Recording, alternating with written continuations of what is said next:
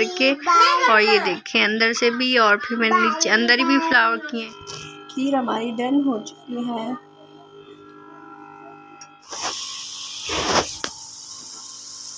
यहाँ देखिए थोड़ी सी सब्जी मैंने पहले। बिस्मिल्लाहिर्रहमानिर्रहीम, अस्सलाम वालेकुम मेरी यूट्यूब फैमिली, कैसे आप सब। उम्मीद है कि आप सब ठीक ठाक होंगे और मैं भी बिल्कुल ठीक ठाक हूँ। तो आज मैं बना रही हूँ बच्चों के लिए फ्रेंच फ्राइज़, और गैस जो है ना काफ़ी जल्दी आ गया था, तो मैंने सोचा बच्चों को आज जो है ना काफ़ी दिन से बच्चे बोल रहे थे, फरमाइश कर रहे थे कि उनको फ्रेंच फ्राइज़ खानी थी, तो इसलिए मैं उनको फ्रेंच फ्राइज़ बना के दे रही हूँ। तो मैंने सोचा आपके सभी लोग भी शेयर कर लूँ।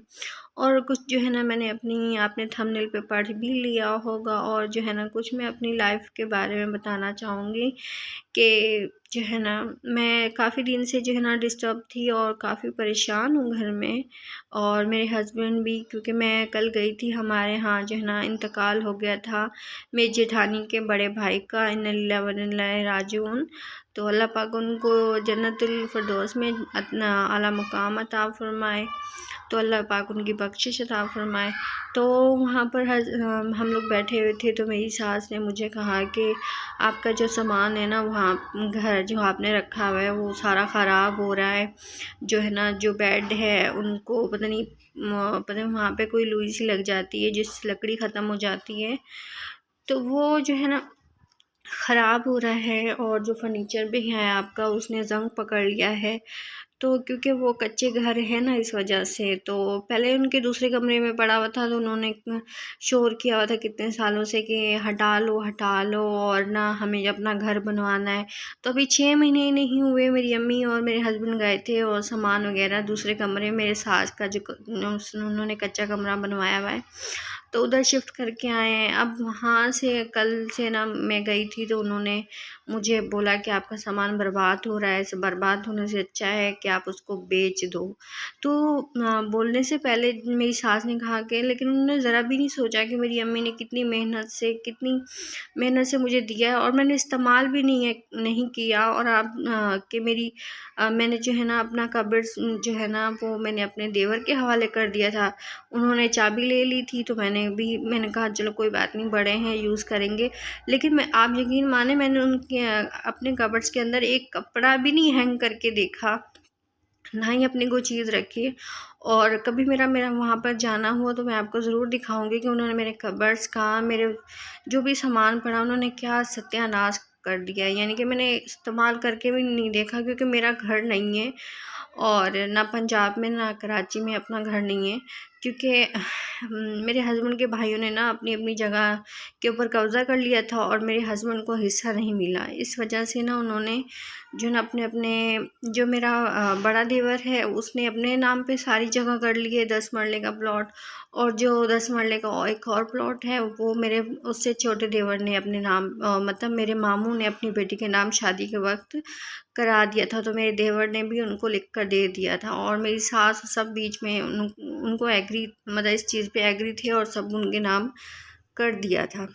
तो मसला ये हुआ, फिर जब मेरी शादी हो रही थी तब भी वो सामान रखने के लिए भी जगह नहीं दे रहे थे, कि मेरी देवरानी जो है ना वो लड़ रही थी कि भाई मैं नहीं जगह दूंगी, इसको कमरा नहीं दूंगी, और वही मसले अभी तक चल रहे हैं। और इसी चक्कर में जो है ना मेरा उसने एक कमरे में सामान इतना बर्बाद किया, और जलन की वजह से उसने मेरा सारा जो है ना कबर्ड्स सारा ख़राब कर दिया। और जब मैं एक दफ़ा मेरा जाना भी हुआ था, मैं अपने सामान को देखने के लिए गई थी कि उन्होंने बोला था कि हम अपना कमरा बनवा रहे हैं, आके सामान आगे पीछे कर लो, तो मैं गई थी।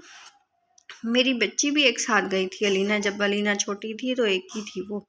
तो मैंने कबर्ड्स का हाल देखा, तो मैंने शोर किया था कि ये कबर्ड्स आपने यूज़ तो किया है लेकिन इसका हाल क्या किया है। तो मेरी देवरानी जो है ना बहुत ही मुझसे उसने लड़ाई की, उसने काफ़ी गाली गलौज की, लेकिन मैं वापस आ गई। तब मेरे हस्बैंड ने मेरा साथ नहीं दिया था, उसने भी कहा कि मेरे देवर ने मेरे हस्बैंड को भड़का दिया था कि आपकी बीवी ने पहल की थी और मेरी बीवी का कोई कसूर नहीं है।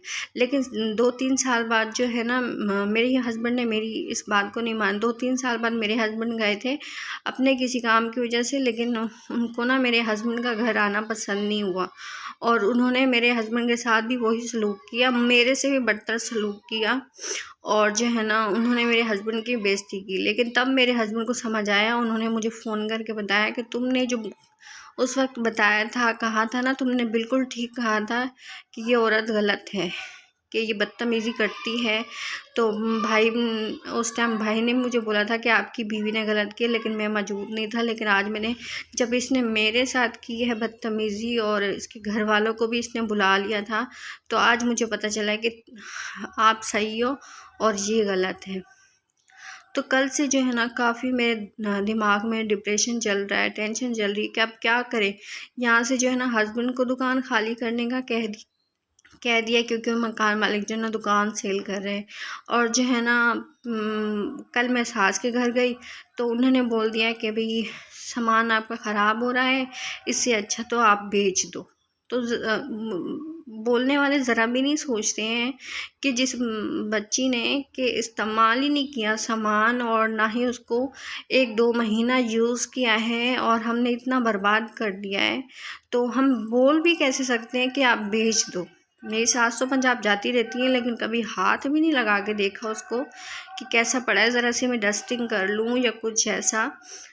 लेकिन नहीं, नंद भी ऊपर से बोलने लग गई थी कि हाँ भाभी, वो सच ही बोल रही थी कि हम जाते हैं भाभी, किसी के पास इतना टाइम नहीं होता है कि आपका कोई सामान देखे और ये वो, तो बहुत ही ख़राब हो चुका है, उसका तो कोई हाल ही नहीं है। तो मैंने कहा कि मैं क्या करूँ, मेरे बच्चे भी बोलते रहते जो है ना, मेरी अम्मी लोग पंजाब जाते हैं अपने घरों में, तो बोलते रहते हैं हम अम्मी कब जाएंगे। लीना ज़िद करती है पंजाब जाने की, तो हम कब जाएंगे। तो मैं उनको जवाब देती हूँ जब हमारा अपना घर होगा तो हम जाएंगे, तो हम किसी के घर जा नहीं सकते। देवर देवरानियों का तो ये हाल है। और अम्मी अब्बू के साथ तो गर्मी वगैरह होती है कभी कभी, तो मैं ये बोल देती हूँ, उनके भी तो 2 रूम है, एक कमरे में उनका सामान पड़ा हुआ है, एक कमरे में वो खुद जाते हैं। तो मैं किसी मतलब तंग नहीं करना चाहती, इसलिए उनके साथ भी नहीं जाती। और मैंने सोचा आप मेरी यूट्यूब फैमिली है, तो मैं आप फैमिली की तरह हैं, तो मैं आपके साथ बात शेयर करूं। तो बस यही कल से मेरे दिमाग में टेंशन चल रही थी। तो बस आप मेरे लिए दुआ कर लें कि मेरी टेंशन जो है ना, जो ज़िंदगी की चल रही है, ये ख़त्म हो जाए और सब कुछ अच्छा हो जाए। तो अगर आप मेरी लाइफ के बारे में जानना चाहते हैं तो कमेंट ज़रूर कीजिएगा। तो यहाँ पर मैं बना रही हूँ जी खीर, और खीर के लिए मैंने जो है ना पहले दूध को बॉईल कर लिया था, और उसके अंदर फिर मैंने चावल जो मैंने भिगोए हुए थे उनको अच्छी तरह से धो के फिर वो मैंने ऐड कर दिए थे, और अभी इनको पकने के लिए मैंने छोड़ दिया है। जब ये गाढ़ी हो जाएगी तो मैं चीनी ऐड करूँगी, और फिर मैं खीर को लगा दूँगी घोटना। तो उससे जो है ना मैं बिल्कुल क्रीम जैसी बनाऊँगी। तो ये देखिए, अभी जो है ना चावल सॉफ्ट होना स्टार्ट हो चुके, तो स्लो आंच पे ही पकती रहेगी खीर। फिर मैं आपको खीर तैयार करके फिर दिखाऊंगी।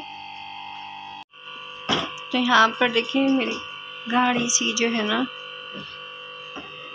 खीर बिल्कुल पककर रेडी हो चुकी है। नट्स वगैरह मैंने नहीं ऐड किए क्योंकि मेरी बच्चों को पसंद नहीं है। तो ऊपर से गार्निश करने के लिए थोड़ी सी मैं बादाम क्रश करके डालूँगी। ये देखें, मैंने इसी चम्मच से इसको अच्छी तरह से घोटना लगाया था, और ये बहुत ही देखें इस तरह से बन गई।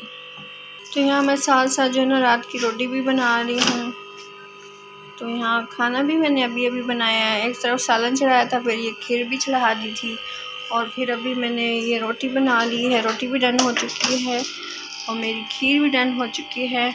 तो ये खीर जो है ना मेरी बेटी एमन की फरमाइश थी कि आज उसको खीर खानी, तो मैंने फिर बना दी। दूध तो रात का पड़ा हुआ था, आधा किलो बचा हुआ था, और फिर मैंने थोड़े से चावल भिगो के और उसके अंदर डाल के मैंने खड़ी कर दी। ये देखिए माशाल्लाह से। तो मैं चूल्हे को बंद कर देती हूँ।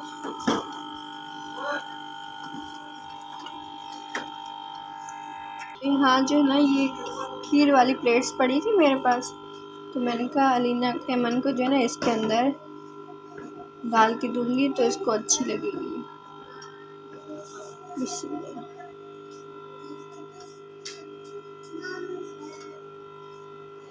तो इसके अंदर जो ना इसके पापा लेकर आते हैं खीर खड़ा मार्केट से, तो ये बहुत शौक से खाती है। तो मैं ऊपर फ्रिज में रख दूँगी और इसको ठंडा करके दूँगी।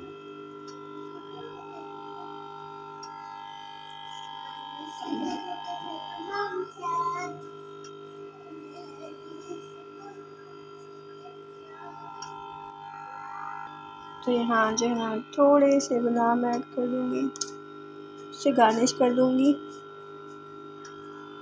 ताकि उसको अच्छे लगे। बच्चों के लिए इतनी एफर्ट तो बनती है। तो ये देखें, अभी ये खीर हमारी डन हो चुकी है। हम बच गई हैं तो मैं फिर ऐड कर दूँगी।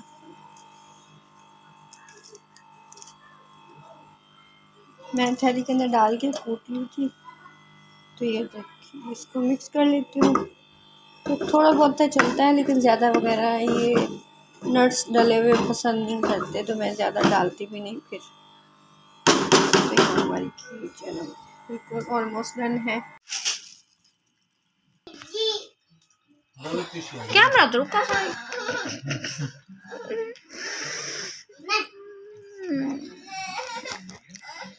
तो यहाँ हस्बैंड खा रहे हैं स्वांजना से रोटी। आज मैंने बनाया था स्वांजना और चिकन और बिरयानी बच्चों ने खाई है, तो वो बचा के रखी है, तो वो भी साथ में रखी हुई है। तो रोटी खा रहे हैं अभी। ये देखें, मन को ना सिंपल पसंद है और ये ऐसे खा रही है। ऐसे खाऊंगी मैं वही डालती हूँ कच्चा बादाम मुझे कच्चा बादाम डालती हो।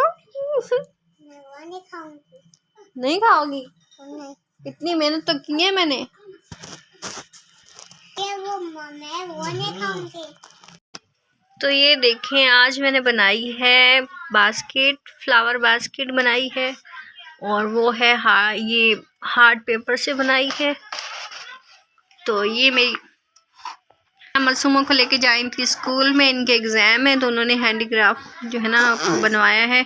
तो फ्लावर बास्केट पहले तो समझ ही नहीं आई थी, लेकिन फिर इस तरह से हमने डिज़ाइन करके, और ये देखें अंदर से भी, और फिर मैंने नीचे अंदर ही भी फ्लावर किए हैं।